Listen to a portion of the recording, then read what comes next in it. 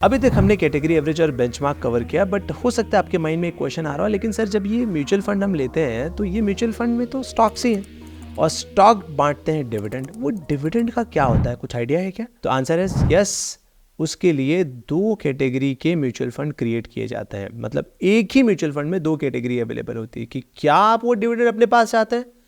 If your answer is yes कि हाँ मुझे डिविडेंड चाहिए वो वाला, तो उसको कहते हैं IDCW, यानी इनकम डिस्ट्रीब्यूशन कम कैपिटल विड्रॉल, यानी कि आप उस इनकम को अपने पास चाहते हैं। दूसरा होता है ग्रोथ। ग्रोथ मतलब क्या कि जो मेरा भाई डिविडेंड का पैसा आया है उसको आप री इन्वेस्ट कर दीजिए।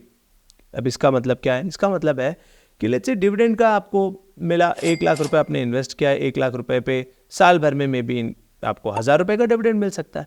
बट वो 1000 रुपए अगर आप अपने पास लोगे, देखो लाइफ में कुछ चेंज होना है नहीं तुरंत के तुरंत, है ना, तो इससे अच्छा उसको री इन्वेस्ट ही करो, तो आपका थोड़ा ज़्यादा रिटर्न बनेगा एज कम्पेयर टू उस डिविडेंड को लेने से अच्छा।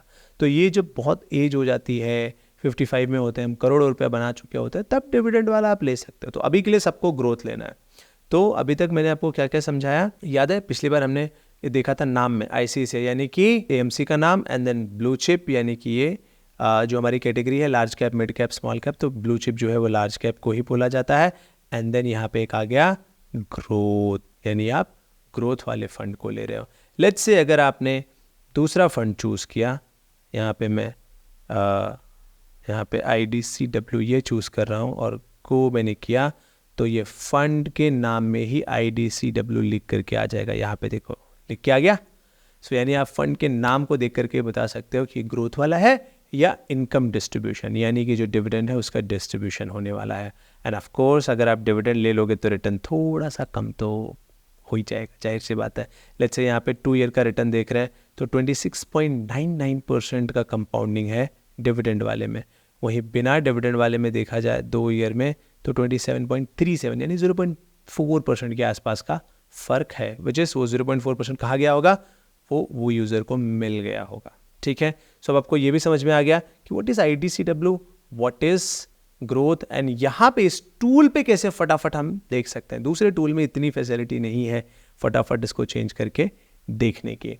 एंड इसके साथ साथ आप कैटेगरी भी देख सकते हो कि कौन सी कैटेगरी में ये फंड आता है। कई बार ये ब्लू चिप नाम हो सकता है आपके मन में क्वेश्चन है, लेकिन सर मुझे कैसे मालूम पड़ेगा ब्लू चिप का नाम का मतलब लार्ज कैप है? कोई बात नहीं मालूम है तो आप यहाँ पे कैटेगरी में देख सकते हैं। ठीक है, फंड हाउस यहाँ पे ऑलरेडी होता ही है।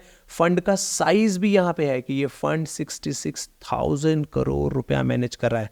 एंड यहाँ पे NAV भी है, यानी नेट एसेट वैल्यू, यानी कि इस पूरे म्यूचुअल फंड में से आपको 1 यूनिट अगर लेना है तो 108 रुपये का बढ़ रहा है यहाँ पे। ठीक है, बट इसका कोई सिग्निफिकेंस नहीं है। NAV को भूल जाओ, NAV का कोई सिग्निफिकेंस नहीं है, जस्ट यहाँ पे इंफॉर्मेशन अवेलेबल है। इसके साथ साथ यहाँ पे क्रिसिल रेटिंग भी अवेलेबल होती है।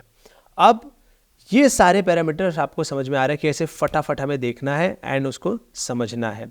नाउ द नेक्स्ट इज, एक माइंड में और क्वेश्चन आता है कि सर कैटेगरी एवरेज भी समझ लिया मैंने, इस टूल से कैसे देखना है, बेंचमार्क भी देख लिया कैसे समझना है, ग्रोथ क्या होता है, डिविडेंड क्या होता है, इसके बाद कैटेगरी क्या है, फंड हाउस क्या है, उसके बाद फिर साइज क्या है, ये सब तो मैंने समझ लिया। लेकिन ये म्यूचुअल फंड वाले जब इन्वेस्ट करते हैं तो ये कुछ हमसे चार्ज भी तो लेते हैं, उसको एक्सपेंस रेशियो कहते हैं। वो कहीं दिखता है क्या? आंसर है यस, दिखता है। यहाँ पे ही दिखता है आपको कि ये फंड जो है एक्सपेंस रेशियो ले रहा है 1.44, एंड इस कैटेगरी में एवरेज है लगभग 1.98% का एक्सपेंस रेशियो। तो ये फंड थोड़ा कम एक्सपेंस रेशियो ले रहा है।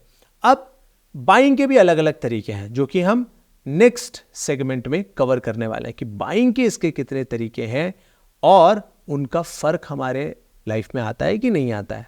ठीक है, सो वो हम नेक्स्ट सेगमेंट में डिस्कस करेंगे। So let's move to next.